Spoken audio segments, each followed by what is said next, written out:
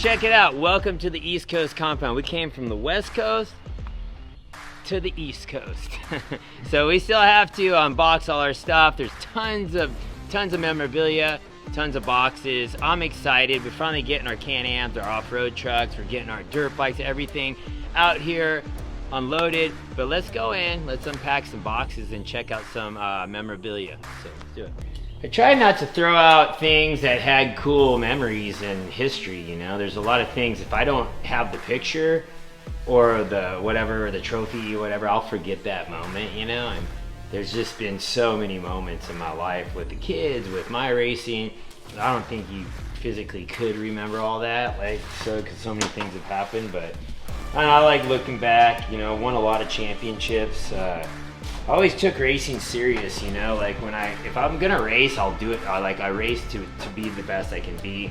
I look at this stuff, like it's hard to remember it all, but like when I look at the pictures, I'm like, oh yeah, this is like the year we're, you know, racing mod karts, and Haley was winning the off-road mod kart class. And a lot of people don't understand, like, you know, the daughter, like with Haley, my decision to like go racing, really it was Mom's decision. A lot of people don't know that. Mom was the biggest advocate for Haley racing. I was like, I don't think you're gonna be a racer, because she was so mellow. And then Mom's like, get her a car. Got her a car. Next thing you know, she was like, I think just living in our family dynamic, she just started getting super competitive, started winning.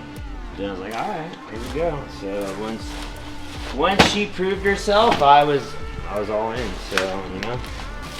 So this, I mean, I'd have to find some old pictures of me when I was younger, but I started racing dirt bikes when I was 10 because I had to get a paper out. My dad didn't really want to buy me a dirt bike at first, so I got a paper out and I went and got the money to buy my first dirt bike, because I don't know, I just had this thing where I really wanted to ride dirt bikes. But the dirt bike took me in so many directions that was the right directions. And so he ended up taking me to the races every weekend because he saw I loved it. And in Nebraska, which is super small racing, but anyway, that helped me venture out and see America, see all the different states, meet different people. So anyway, I tried really hard, got to deal with Kawasaki, and ended up being one of the top amateurs in motocross at a young age. And so anyway, I turned pro.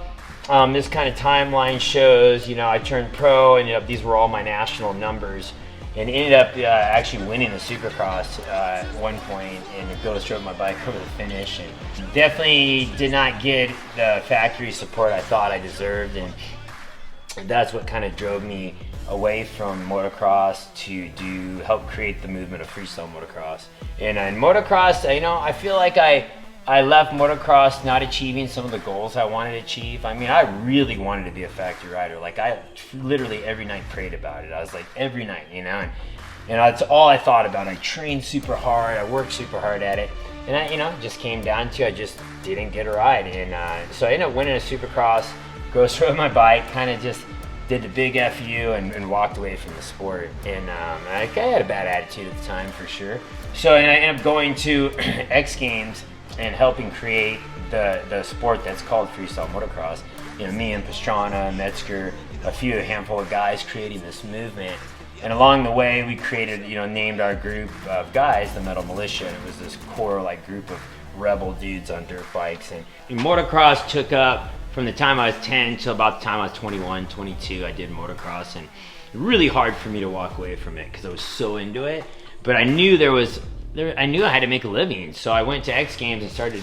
And the story goes, you know, I went to X Games, really had no money, bought the dirt bike, I rode the all-black Honda, and that's when I met Mark Hall, the owner of Monster Energy. It was Hanson's Energy at the time, Hanson's Drinks, and he came up to me, hey, I'd like to sponsor you, and I was kind of anti-corporate guy, and I was like, yeah, I don't know, and he's like, oh, I can pay you like $2,500 a month, and I was like, what? It was like, to me that was a huge deal at the time, because we were like barely going it. So this is kind of the way, when I rebelled against motocross, I went kind of the rebel guy, and so this was the first house I got in California that had land. So it had a couple acres. We ended up just building jumps everywhere in the backyard. So and the house looked like a barn, basically. It was a junky house, but we had the first like freestyle jumps in the back.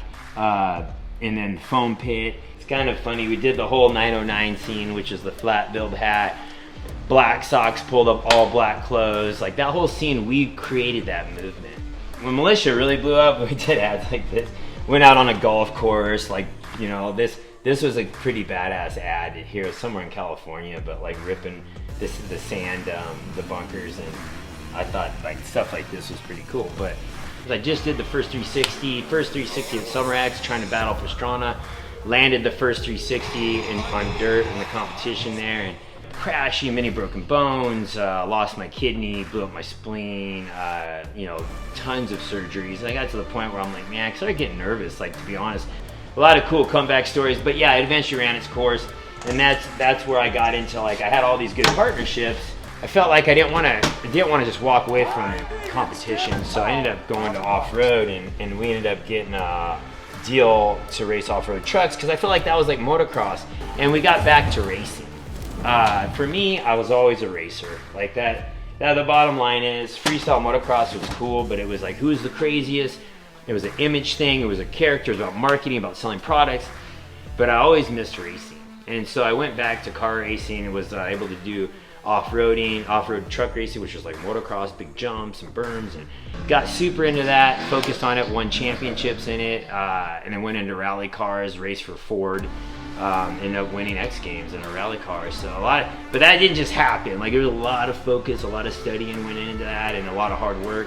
And then I was kind of, at that point, you know, Haley was coming up, and, you know, Hayden, I said, okay, it's time to focus on them. Obviously, things like this are the most, like, what I'm most proud of is when my kids win, because they put in a lot of work and they're super focused. And if you think of the history of all the things that I've done, is like live the life of like probably 10 guys, you know, of all the places I've traveled around the world, and all the events I've won or been a part of, and all the movements. So you guys stay tuned. We have this gnarly freaking shop here, house/shop/property.